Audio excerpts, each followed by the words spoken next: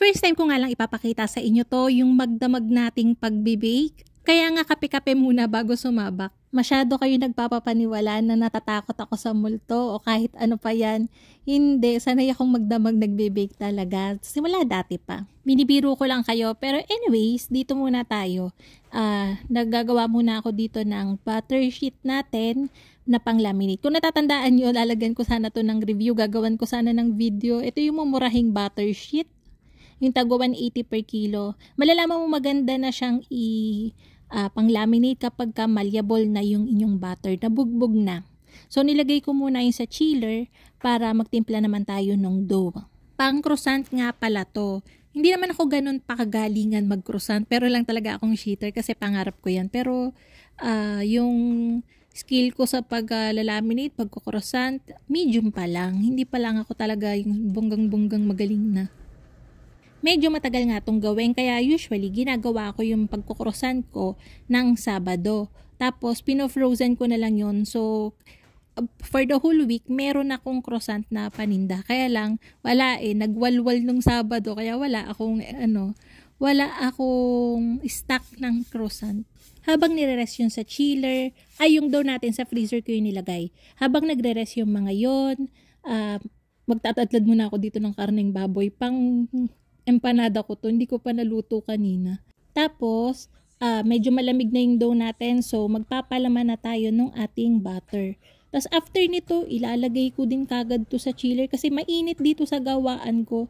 Kahit gabi na, alam nyo, mainit pa rin dito. Kasi nga, bukas yung oven, sarado lahat, kasi bawal nga mahanginan ng dough, so nakakulong na kulong talaga ako dito. May magtatanong na naman dyan, ikaw ba talaga gumagawa lahat? Ay opo, for the 100 times na may tatanong, ako lang po talaga lahat. Multiple times a day ako nagbe-bake, hindi lang gabi, kapag may lakas pa ako sa umaga or sa hapon, nagbe-bake na din kagad ako kasi nga lagi kaming kulang sa paninda. Madali lang sa akin gawin lahat to. Ay, hindi naman madali pala. Scratch that. Hindi siya madali, nakakapagod din siya. Kaya lang, nagagawa ko siya lahat kasi nga, kompleto ako ng gamit. May equipments ako, may mixer ako, hindi na ako magmamasa o hindi na ako magdo-dough roller katulad ng dati. Yan, may shaker ako. May mga mixer ako kaya madali na lang for me. So kayo, kung gusto nyo talaga ng mag-bakery, bili kayo ng equipments para kung sakaling kuno lang kayo sa tao, magagawa nyo din ng inyo.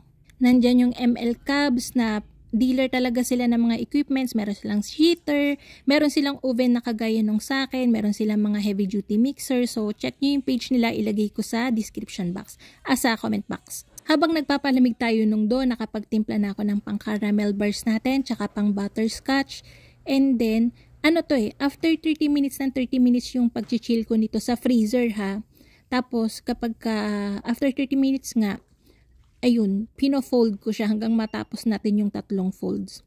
Then, ito na yung ating butterscotch. Actually, itong mga bars na to, maliban dito sa butterscotch, yung 3 caramel bars, brownies, rebel bars, araw-araw ko yung ginagawa. Hindi ko lang pinipicturean madalas kasi nga, baka maumay naman kayo araw-araw. Paborito kasi yung dito sa amin, yung ginagamit kong pan lahat is 10 by 14.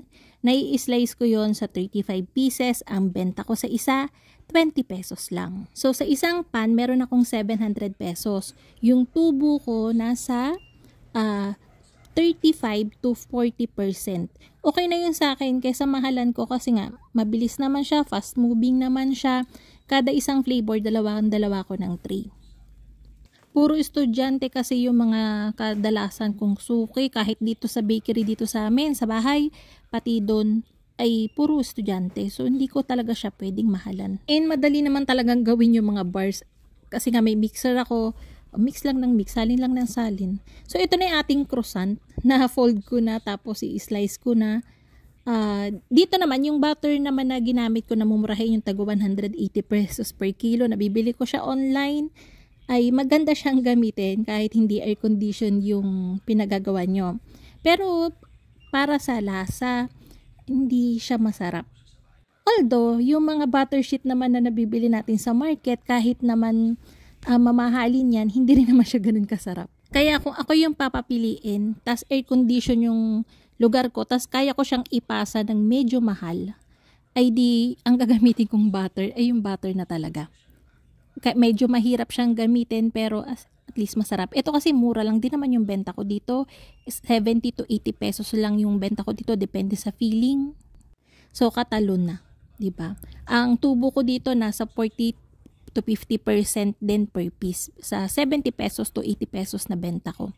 Medyo matrabaho siyang gawin pero again, since maramihan yung ginagawa ko a day, ay di yung time ko, mabilis kasi ako kumilos, yung time ko pagka kinukwenta ko yung tubo ko, ay di maraming kinakalabasan. So, alam niyo yun, yung 45 to 50% na tinutubo ko sa kada pirasong tinapay, 35 to 50% nga yung lagi kong patong, ay kaltas na doon yung gas consumption, yung electric consumption, yung mga ganon.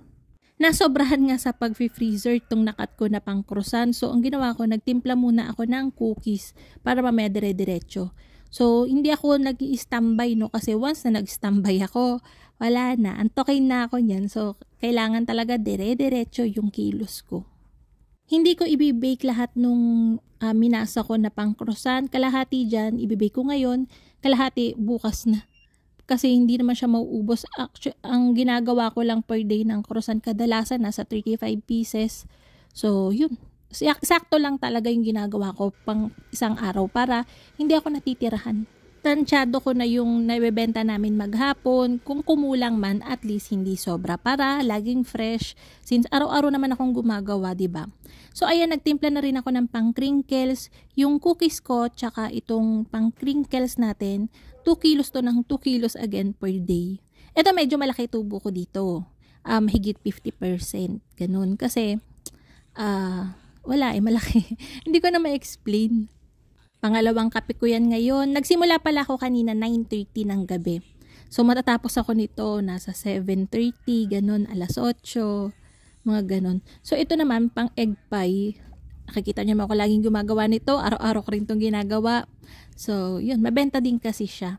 6 trays ako ng 6 trays, paipan per day. Kaya nga sinasabi ko sa inyo, ay matatakot kapag baga sa multo, sa kung ano-ano mang maligno diyan.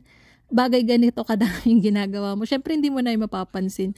Actually, yung background ko dyan, alam niyo yung lagi nyo napapakinggan sa akin, pang-horror pa yan. Hindi naman ako talaga matatakotin. Although nakakakita-kita ako paminsan-minsan, pero hindi ako natatakot masyado. So, ayan, nagmasa na rin tayo ng pang sweet type dough natin. Nakita nyo na to. Meron tong mga araw-araw kong ginagawa. Meron namang araw na iniiba-iba ko yung iba. Kasi nga, pagka hindi ako gumawa nung daily kong tinapay na yun, maraming naghahanap. Nagagalit sila. Actually, kung hindi ako nagbe-bakery vlog, nakakagawa pa ako ng pampandikoko, ng pampaputok. Nakagawa ko ng cheese bread dyan. Donuts, Spanish bread, marami kasing naghahanap.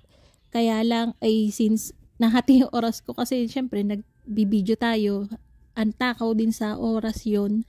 So, ito naman, hindi to cheese roll. Cheese bread yan. Ang ginagawa ko lang, pahaba, kasi nga, feeling ng mga bumibili, nadadaya sila kasi nga nasa gitna yung cheese. At least yan, cheese bread siya pero pagka kinagat mo, makakagat mo kagad yung keso, 'di ba? Ito na yung mga bars natin, may mga recipe na tayo niya na posted lahat. So check nyo na lang sa YouTube channel natin. And then crinkles, meron na rin yan.